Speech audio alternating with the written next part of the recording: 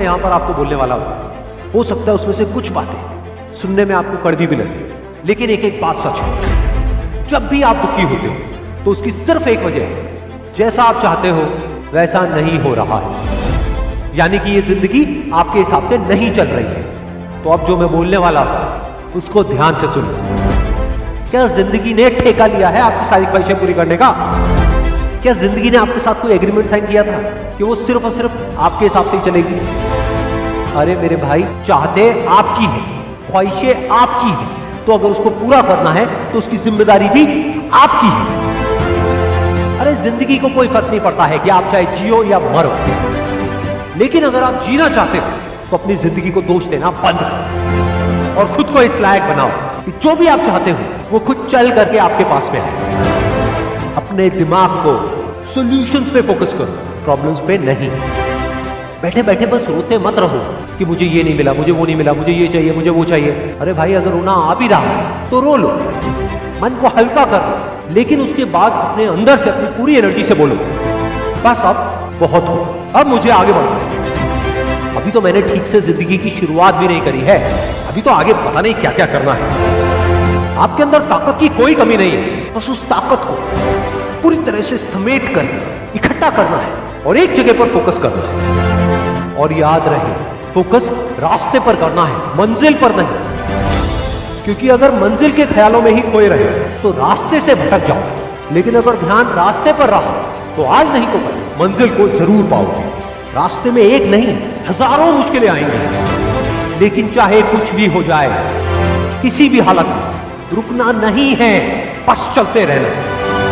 अगर कभी थक जाओ तो कुछ देर आराम कर लेना, लेकिन किसी भी हालत में रुकना नहीं है, बस चलते रहना। कभी गुजरा हुआ कल तो कभी आने वाला पल आपको रोकने की पूरी कोशिश करेगा, कभी रुलाएगा तो कभी डराएगा, लेकिन आपको रुकना नहीं है, बस चलते रहना। अगर आप खाली हाथ आते हैं और खाली हाथ चले जाते हैं तो आपका पुरुष योनि में जन्म लेने का कोई अर्थ ही नहीं बना। आगे बढ़ने के लिए तकलीफ का होना जरूरी है, क्योंकि छांव आते ही इंसान के कदम रुक जाते हैं और धूप में कभी कदम नहीं रुकते हैं। ज़रूरी नहीं कि हर चीज़ आपको किताबें और यूनिवर्सिटी में ही पढ़ाया जाएगा। बहुत से चीज़ें हैं जो आपकी खाली पेट और खाली जेब सिखाएगी, जो आपको कोई टीचर नहीं सिखाएगा। कहते हैं जरा सी छेद क्या हो गई मेरे जेब में, सिक्कों से ज़्यादा तो मेरे रिश्तेदार गिर गए। लाइफ में सबका स्ट्रगल होता है, हम लोग के भी लाइफ में बहुत तकलीफें आई थी। ज़िंदगी में इतने तकलीफ देखे कि अब अगर तकलीफ नहीं होता है तो तकलीफ होता है। ज़िंदगी ने उस मुकाम पर लाकर छोड़ा है जहाँ पसंद तो बहुत कुछ है, लेकिन चाहिए कुछ भी नहीं।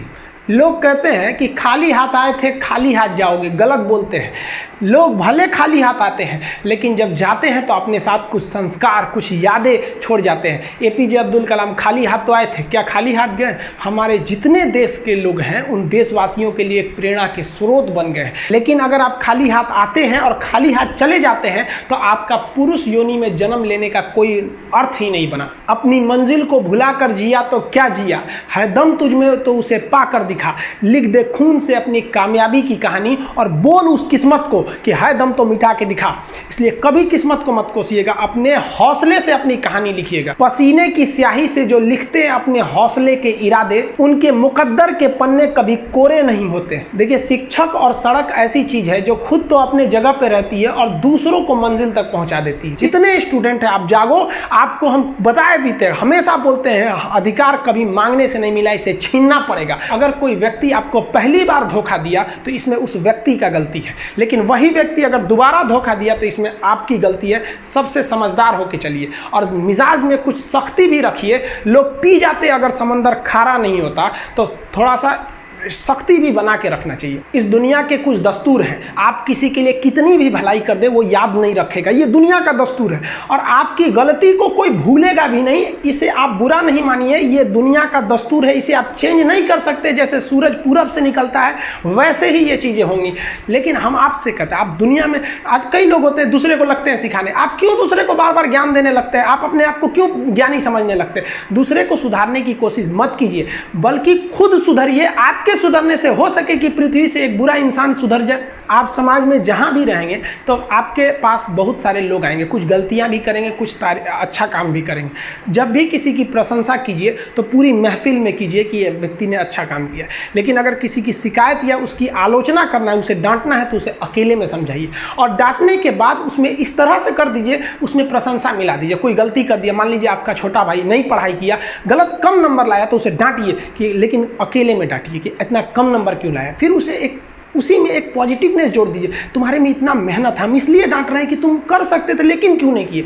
मतलब आप केवल इसे निगेटिव मत बोलते रहिए। और किसी भी रिश्ते को अगर बिगाड़ना है ना, चाहे कितना भी गहरा रिश्ता क्यों ना हो, उसकी कमियों को डेली कोंचते रहिए। तुम ये किया, तुम ये किया, तुम ये किया। यार दुनिया का कोई रिश्ता चौपट हो जाएगा। गलतियां सबसे हो जाती हैं, लेकिन दोबारा गलती नहीं होना चाहिए। जब भी किसी की आलोचना करिए तो उसमें एक छोटी सी प्रशंसा जोड़कर ही उस आलोचना को खत्म कीजिए कि शुरुआत तो डांटने से किए थे, बाद में उसका हौसला बढ़ा के हंसी मजाक में उसे निकाल दीजिए। बीच बीच में उसे फिर एहसास दिलाइए, लेकिन बार बार कमियों को नहीं गिनाना।